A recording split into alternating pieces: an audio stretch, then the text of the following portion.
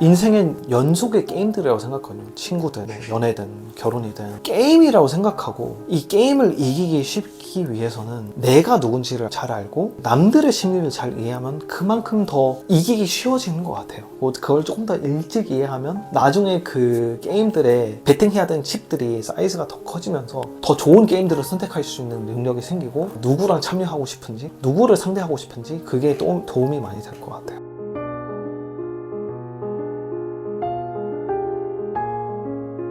우선 잘 지내셨나요? 네네, 잘 지냈습니다. 그러면은 가장 먼저 간단하게 자기소개를 해주실 수 있을까요? 네, 저는 지금 실리콘밸리에서 일하고 있는 되게 평범한 직장인입니다. 과거에는 금융 쪽에서 일을 했었고, 여의도에서도 일했고, 월가에서 일을 하다가 지금 실리콘밸리에서 IT 회사를 다니고 있습니다. 그리고 디스클레이머를 하나 추가하자면, 저는 제가 생각하기에는 성공한 사람이 아니에요. 실리콘밸리에서는 되게 평범하지만, 다만 과거에 한국이나 뉴욕이나 거기에서 생활을 할 때 평범하고 행복한 사람 찾기 되게 힘들었고, 그게 많은 사람들이 이루고 싶은데 이루기 못한 부분인데, 어느 정도 그 밸런스를 찾아가고 있는 방향을, 제 모습을 보면서 제 자신에 되게 만족하다라는 것을 어떻게 보면 인생 처음으로 지난 몇 년 동안 느꼈거든요. 예를 들어서 저는 최근에 부모님의 아무런 도움 없이 샌프란시스코 베이에리아라는 어떻게 보면 전 세계적으로 제일 비싼 부동산 시장에서 아무런 도움 없이 주택을 구입을 했어요. 그리고 거기에 있다 보면 그 시대의 흐름을 따라서 되게 쉽게 리스크 되게 낮은 상태에서 돈을 벌 수 있는 기회가 되게 많거든요. 저는 그걸 얘기하는 게, 저는 어떻게 보면 제 투자 핵심 원칙은 그런 거야. Asymmetric Opportunity라고, 비대칭적 기회. 그 말인즉슨 다운사이드는 되게 낮으면서 업사이드는 되게 높은 기회, 그런 투자할 기회가 생각보다 되게 많거든요. 그렇다 보니까 되게 안전한 미래를 가면서 무리하지도 않아도 되고, 사람들이 되게 중요하다고 생각할 수 있는 게 워라벨이라면, 그런 면에서 평범하지만 안전한 미래를 꿈꿀 수 있는 그런 모습을 어떻게 이뤘거나, 아니면 어떻게 여기까지 오고, 그런 그림을 저한테 볼 수 있을 것 같아요. 사실 실리콘밸리 얘기가 먼저 나와서, 사실 이제 저도 미국에서 촬영한 영상을 많이 올리다 보니까 네. 그런 얘기들을 인터뷰분들이 해주실 때 보통 다른 분들이 가장 걱정하는 건 레이오프인 것 같거든요. 그래서 그런 부분에 대한 불안감은 좀 없으셨는지 또 궁금한 것 같아요. 그렇죠. 그런 부분에 대한 불안감이 가끔씩 있었고, 다행히 저는 당한 적은 없지만 주변에 당한 친구들도 있고, 근데 일단은 그 상황 속에서는 이것은 확실히 그 친구들한테도 그렇게 조언해줬고, 저도 그렇게 당하면 그렇게 생각할 것 같은데, 너희 탓이 아니다. 가끔은 그냥 레이오프가 랜덤하게 뽑는 거래요. 이 팀에서는 10명이면 6명을 잘라야 된다. 그러면 잘하는 사람도 자르는 경우도 있거든요. 거기 안에서 되게 가까운 친구는 그 중에 한 명이 되었다가 오버파이어링 했기 때문에 리하이어 된 경우도 있거든요. 그래서 이게 누군가의 실력, 누군가의 평가라기보다 어떻게 보면 경영진의 실수, 아니면 시대의 흐름 때문인 것인데, 꾸준히 자기 개발을 하고 있고, 어떻게 보면 일자리가 많은 곳에 있으면 리하이어 될 확률이 되게 높아요. 노동시장이 일자리가 없고 경쟁률이 높으면 이기기 쉽지 않은 게임이잖아요. 그렇죠. 어떻게 보면 제가 아까 얘기했던 Asymmetric Opportunity로 투자 관점에서는 되게 중요한 것 중에 하나가 어떤 게임을 선택하느냐도 되게 중요하거든요. 예를 들어서 제가 아무리 축구를 연습해도 메시랑 1대1 못 이기잖아요. 그렇죠. 그런데 메시 상대로 숫자 모델링 하는 게임을 한다? 제가 이길 확률이 높잖아요. 그렇죠. 어떻게 보면 인생에서도, 특히 투자에서 아니면 일자리 찾는 데에서 이기기 쉬운 게임들 찾는 거, 특히 투자 안에서 그게 되게 중요한 것 같아요. 그래서 워런 버핏도 얘기하는 게, 야구에서 타자율 있잖아요. 근데 스트라이크 존이 있는데 어떤 배터들은 인사이드 피치를 잘 치는 사람들도 있고, 아웃사이드 잘 치는 사람들도 있잖아요. 내가 누군지 알면 내가 어떤 공을 잘 치는지 알 수 있잖아요. 그거를 잘 알고 있으면 그 피치만 기다릴 수 있잖아요. 투자도 비슷한 느낌인 것 같고, 어떻게 보면 일자리 찾는 부분, 인생에서도 그런 비슷한 필로소피를 가져가면 될 것 같아요. 실리콘밸리나 뭐 미국에서 일해보시지 않았던 분들은 어떻게 보면 레이오프 당하면 그냥 그대로 인생이 끝난다고 느낄 수 있겠지만, 뭐 사실은 재취업되는 경우도 많고, 아니면 새로운 일자리를 찾는데도 사실 적극적으로만 하면 빠르게 찾을 수도 있겠네요. 케바케긴 하고, 예를 들어서 2008년 금융위기 이후에 뉴욕에 있었던 분들은 아예 금융을 못 따라간 분들도 많다고 들었어요. 이게 전에도 얘기했지만 시대의 흐름, 70년대에서 90년대, 2000년 초반까지는 높은 연봉, 많은 기회, 많은 일자리가 많았던 곳이 뉴욕이었어요. 뉴욕에서 금융, 그래서 진짜 말도 안 되는 연봉을 많이 받았어요. 제가 뉴욕에 살면서 40대이신 되게 높은 펀드 매니저를 한번 만났어요. 그분은 그때 예를 졸업을 해서 신입 뱅커로 하이어가 됐어요. 네. 그때는 뱅커들을 워낙 많이 하이어링을 하고 그때 소득이 한 130K 정도였어요. 엄청나네요. 아니, 뭐 그때 수준으로 높았지만 그리고 그때는 그 돈을 뭐 한 2년 동안 모았으면 소호에 있는 집을 살 수 있을 정도였어요. 뭐 스튜디오 정도. 근데 20 몇 년 지난 후에 지금 본인이 얘기하고는 일단 취업 자체에 예일 나왔어도 힘들었을 거고 뱅킹에서 네. 일자리가 훨씬 적다 보니까 그리고 그 연봉이 뱅킹에서 엔트리 레벨 salary가 뭐 지금은 정확히 모르겠어요. 한 150, 160K라고 하면 90년대 120, 130였는데 지금은 그만큼 안 올랐는데 소호에 있는 스튜디오? 한 2밀리언 할 거예요. 그 말인즉슨 뭐 몇십 년 동안 모아야지만 살 수 있는 그런 게 되었기 때문에 과거만큼 그렇게 쉽지는 않죠. 근데 저는 지금 실리콘밸리에 살고 있고 사실 70년대, 90년대에서 미국의 핵심 성장 엔진이 뉴욕이었다면 지금은 이제는 샌프란시스코 베이에리아 또는 시애틀 거기에 있는 테크 산업이죠. 거기 안에서 주로 보너스 위주로 소득을 많이 벌었다면 테크에서는 와서는 뭐 소득 부분도 있고 보너스도 있지만 회사 스톡, RSU나 스톡 옵션스 그런 다양한 상품들 통해서 부를 많이 얻는 경우가 많죠. 예를 들어서 연봉 보너스랑 뭐 RSU 뭐 다 포함해서 300, 400K인데 작년에 회사가 IPO 하면서 벌어들인 게 막 2밀리언, 3밀리언 정도 한 친구들 주변에 많거든요. 네네. 그거는 옛날에는 뉴욕에서만 있었던 일인데 지금은 실리콘밸리에 있는 일이고 이게 얼마나 갈 줄 모르겠지만 AI 때문에 아마 계속 지속될 가능성이 높은 것 같아요. 그러면 지금까지 얘기들을 어느 정도 정리해보자면 사실 신우님이 느끼시기엔 실리콘밸리라는 곳에 있으면서 내가 어느 게임 속에 들어가 있는지에 대한 중요성을 느끼시게 되었고 또 그 게임이라는 걸 조금 더 구체적으로 얘기해보자면 어떻게 보면 어느 지역에서 일을 하고 있는가 어떤 환경에서 일을 하고 있는가 네. 또 어떻게 보면 내가 어떤 산업군과 어떤 직무를 선택했는가 역시 그런 게임의 일부가 되겠네요. 네. 그 의사결정이 되게 중요한 것이고 네. 그것도 운도 되게 중요한 게 보는 분들이 10대, 20대잖아요. 학생 때는 이런 걸 보는 게 쉽지 않잖아요. 보는 눈이 경험 통해서 아니면 실제 업무 통해서 배우는 거니까 주변에 이런 걸 깊게 읽을 사람이 몇 명이나 있겠어요. 대부분 저는 당연히 없었고 저는 10대의 저로 돌아간다면 금융업에 가지 말고 캘리포니아에 나와서 실리콘밸리 가 그렇게 얘기했을 것 같아요. 그럼 지금보다 훨씬 더 부자였을 거잖아요. 근데 다시 돌아가서 얘기하자면 지금의 잘 나가고 높은 연봉을 제공해주는 회사가 미래엔 그 회사일 가능성이 되게 낮을 수 있어요. 예를 들어서 90년대에는 제일 잘 나가는 IT 회사라고 친다면 HP 같은 회사였어요. 네. 지금은 HP에 들어가고 싶은 사람 있을까요? 근데 옛날에는 진짜 구글 같은 빅네임이었거든요. 근데 20년, 30년 후에 또는 10년 후에도 예를 들어서 코스피 시가총액 2008년이랑 지금 비교하면 회사 리스트가 그때랑 지금이랑 거의 전체 리스트가 다 다를 수도 있어요. 미국도 많이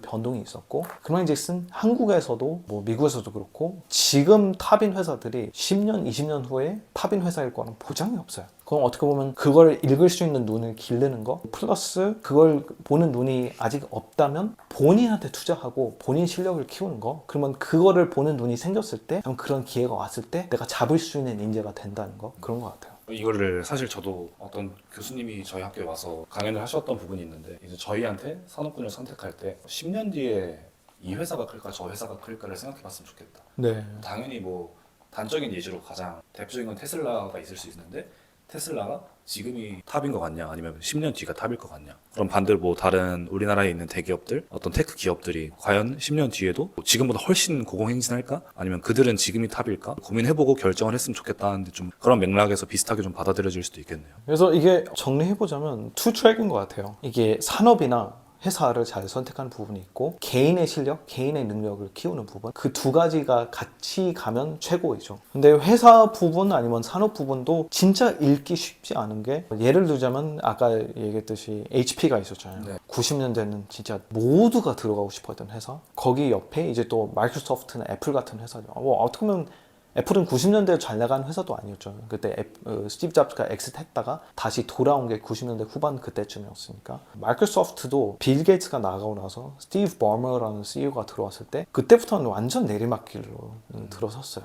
그런데 지금의 CEO 사드 나델라가 들어오면서 그리고 클라우드 이 사업이 되게 잘 되면서 다시 이제 탑 회사가 됐던 거죠. 그래서 무조건적으로 어떤 회사나 산업을 잘 골랐다 잘못 골랐다라는 부분도 있지만 어떻게 보면 저는 핵심은 진짜 개인이 능력이 있으면 회사들이 알아서 찾아올 것 같다는 생각이 들기도 해요. 어느 정도 운의 영역이 완벽한 성공에 있어서는 따를 수밖에 없겠지만 뭐 그런 운에 엄청난 기대를 하는 것보다는 개인으로서 해야 될 것은 본인의 역량을 키우고 공부를 하는 것이겠네요. 네, 운이 되게 중요한데 그 운도 잡으려면 준비가 되어 있어야 되고 자신감이랑 어떻게 보면 연관된 게 준비인 것 같아요. 그러면 시즈님이 생각하시기에 배움의 가치는 어디서 나오고 왜 배워야 한다고 생각하세요? 그리고 하나만 더 여쭤본다면 어떤 걸 배웠으면 좋겠는지 좀 추천하고 싶은 그 배움의 분야도 있으신지 궁금해요. 그래서 일단 배움에 대해 많이 생각하게 된 게 제가 워런 버핏을 되게 존경하고 되게 네. 좋아하는 사람인데 그분이 90 몇 세인데 아직도 너무 많이 배우고 있다고 해요. 네. 책도 읽고 투자도 하고 많은 경험들을 하면서 그래서 이번 주초에 갔을 때 되게 인상적인 얘기 중에 하나가 88세의 본인이랑 90 몇 세의 지금의 본인보다 지금이 그 80 몇 세보다 훨씬 지혜롭대요. 배움이 많았으니까 그 사이에 아직도 배우고 있다고. 그리고 미래의 90대 후반까지 갈 수 있으면 그때의 본인이 지금의 본인보다 더 지혜로울 거라고 얘기하거든요. 그래서 배움이라는 것은 평생 할 수 있는 거고 제가 10대, 20대 제 자신한테 돌아가서 얘기할 수 있다면 시간이 있고 책임져야 할 게 조금 적을 때 배우고 싶은 거 다 배워보라는 거 그 얘기를 하고 싶어요. 30대, 40대에 들어서면 그땐 지혜가 더 생기는데 책임져야 될 게 훨씬 많아요. 아이가 생기거나 주담대가 생기거나 아니면 회사에서 이런저런 책임져야 될 것도 많고 근데 그럴 수 있는 기회가 있다? 시간이 있다? 저는 지금 돌아갈 수 있다면 공부하고 싶은 게 너무 많아요. 지금 성장하고 있는 분야들 보면 AI도 성장하고 있고 AI로 인해 어떻게 보면 인간의 역사에서 이렇게 70, 80, 90세까지 건강하게 살 수 있는 시대가 거의 처음이잖아요. 근데 그게 더 좋아질 게 AI의 영향이 바이올로지의 영향을 많이 줄 거라고 생각하거든요. Generative AI가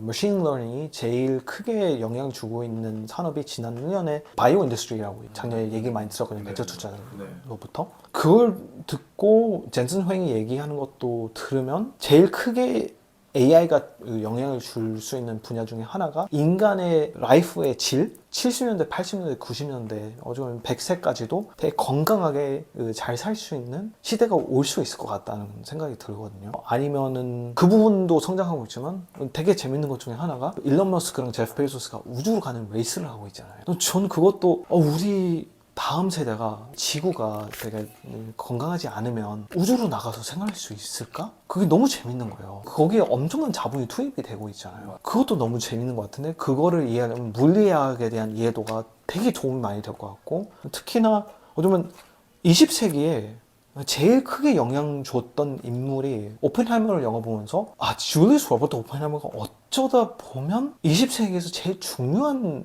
인물일 수 있겠다. 이게 핵폭탄이라는 게 이게 만들어지면서 지난 한 70년 동안 프록시 워 그래서 소련이나 미국이 전쟁하는 경우도 없었고 중국과 미국도 투쟁은 있었지만 전쟁은 그러니까 한 번도 없었잖아요. 전 있을 수 없다고 생각하는 게 이 핵폭탄이라는 게 약속된 게 mutually assured destruction이에요. 인간 역사를 뒤돌아가면 이런 great country들이 great war 안 했던 시기가 인류 역사에서 처음이에요. 그래서 이게 우리 인류에 주는 물리학이 주는 영향이 되게 많고 앞으로도 엄청 많을 수 있다는 생각이 드는 거예요. 샘 올트만이 한 팟캐스트에서 그 얘기를 했거든요. 본인도 되게 평범한 대학생의 어린 나이에 스타트업을 시작했는데 그냥 시원하게 말아먹었어요. 근데 다행히 그거를 괜찮은 가치에 그냥 싸게 팔 수 있었는데 그 돈을 가지고 그때 한 20대 초중반 때 1년 동안 그냥 쉬면서 그냥 공부만 했대요. 그럼 네트워킹 행사만 가도 넌 뭐하고 있어? 어떤 회사 다니고 있어? 그 질문을 먼저 받는데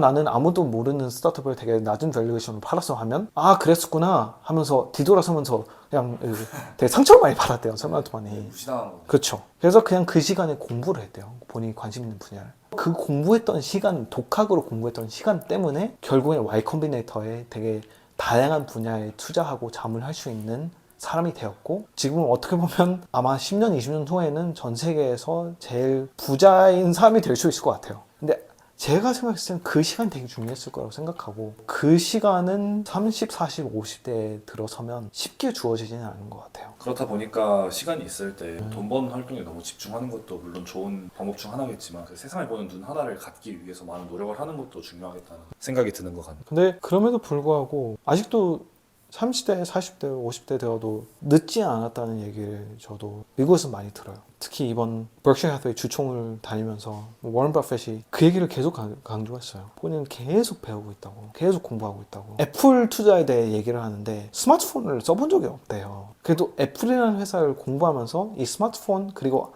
특히나 아이폰에 대해 공부를 많이 했는데 테크는 이해를 못해도 소비자를 이해하고 이 제품을 공부를 하니까 애플이 왜 이렇게 대단한 회사인지 배울 수 있었다는 거예요. 이 90대 할아버지가 스마트폰 시장 그리고 애플에 대해서 배우고 공부할 수 있다면 오히려 언제든 어떤 토픽이든 늦지 않아도 배울 수 있다는 거예요. 그런 면에서 또 한편으로는 오픈 마인드가 되게 중요하다.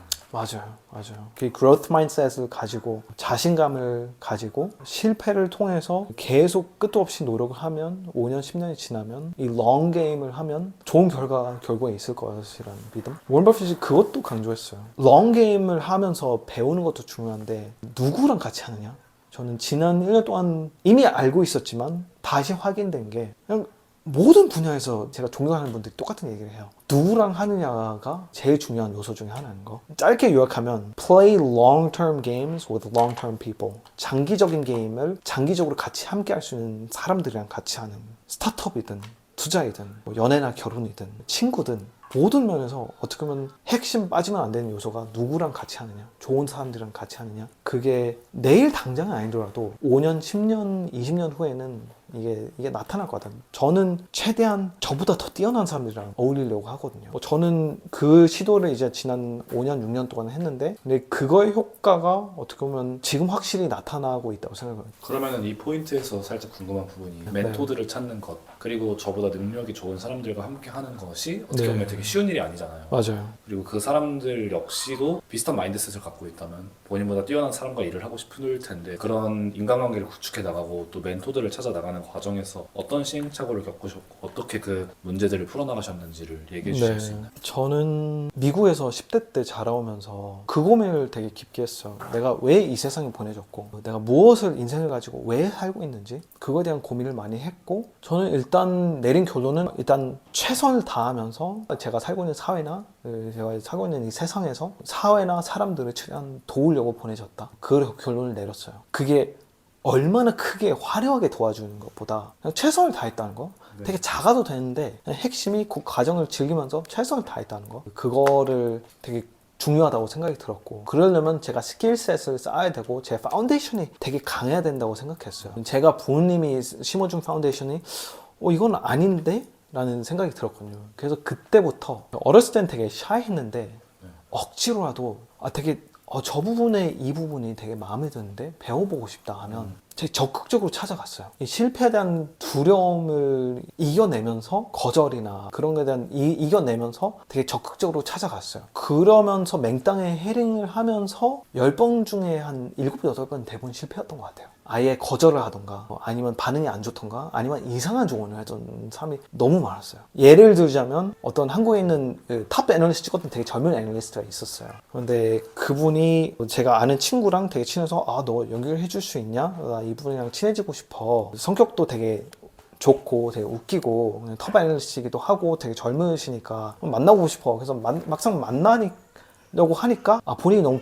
바빠서 못 만나는데 그냥 전화 통화는 가능하겠다라고 얘기를 했었거든요. 그래서 전화 통화를 했는데 제 얘기를 듣지 않고 바로 본론으로 들어갔던 게 이거였어요. 나는 연세대학교 들어갔고 내가 주로 어울리는 사람들이 미국에서 왔던 친구들도 이런저런 명문대에 나온 친구들이야. 근데 너가 다녔던 대학은 난 들어본 적이 없어. 그러면서 이런 대학들 이름을 내세웠어요. 근데 제 학교보다 더 낮은 랭킹인 학교도 있었음에도 불구하고 제 학교 수준은 랭킹이 낮으니까 너는 금융에서 성공할 수 없어. 그래서 그냥 포기하면 좋겠다라고 하면서 끊었어요. 그런 아픔도 있었어요. 그럼에도 불구하고 제가 아까 얘기했던 그래도 이렇게 계속 찾아나가면 좋은 조언을 해준 사람이 있을 것이라는 믿음이 있었거든요. 그래서 더 좋은 사람들을 그냥 맨땅에 헤딩하면서 실패를 하면서 계속 해나가니까 이런저런 멘토들을 다양한 분야에서 많이 모을 수 있었어요. 그분들의 조언들을 하나씩 좋은 아니면 장점들 많이 가져오니까 이제는 다행히 좋은 길로 갈 수 있는 기회가 생겼죠. 어쨌든 그런 과정들을 거치면서 신우님도 멘토분들 찾아오고 만나보고 수집하고 수집이란 말이 좀 이상하지만 네. 그러셨던 거 네, 맞아요. 좋습니다. 오늘 얘기를 정리해보자면 많이 공부해보고 네. 많이 도전해보는 것이 좋겠네요. 네, 맞습니다. 그러면은 뭐 사실 거의 2시간 정도 제가 보기엔 촬영을 한 것 같아서 오늘은 이 정도로 해도 될 것 같은데 혹시 마지막으로 하고 싶은 얘기가 있으신가요? 코멘트 중에 하나 웃겼던 게 투자하는 영상에서 왜 이렇게 철학적인 얘기 하냐, 어떤 거 투자할 것이나 얘기하지, 그런 코멘트가 하나 있었거든요. 네. 그래서 그거 보고 엄청 웃었는데, 그런데 대부분의 대단한 투자자들은 철학적인 얘기를 하는 게, 우리가 어떤 산업, 어떤 게임에 참여하든 대부분 같이 하는 게 사람이랑 같이 하는 거잖아요. 사람들은 생각보다 비이상적인 판단을 내리고, 그리고 감정에 휘둘리고 있어요. 저도 그렇고. 그거를 이해하면 어떻게 보면 심리학, 그리고 거기에 더 딥게 들어가면 뭐 경제학, 미세 경제학도 뭐 포함해서 마이크로 에코노믹스, 거기 안에서 게임 티어리나 비헤이비어럴 사이콜로지, 행동 경제학, 그런 걸 공부하면 정말 재밌는 게, 인생에서 어떤 게임에서든 사람들이 어떻게 생각을 하고 움직이는지에 대한 이해도가 높아지면 그 게임을 참여하는 게 훨씬 더 쉬워지거든요. 근데 인생엔 연속의 게임들이라고 생각하거든요. 친구든 뭐 연애든 결혼이든 회사 생활이든 아니면 투자이든 게임이라고 생각하고, 이 게임을 이기기 쉽기 위해서는 내가 누군지를 잘 알고 남들의 심리를 잘 이해하면 그만큼 더 이기기 쉬워지는 것 같아요. 그걸 조금 더 일찍 이해하면 나중에 그 게임들에 베팅해야 되는 칩들이 사이즈가 더 커지면서 더 좋은 게임들을 선택할 수 있는 능력이 생기고, 누구랑 참여하고 싶은지, 그 게임들을 누구를 상대하고 싶은지, 그게 도움이 많이 될 것 같아요. 그러면은 우선 오늘은 이 정도로 영상을 마무리를 그럴까요? 해볼까요? 네, 알겠습니다. 수고하셨습니다.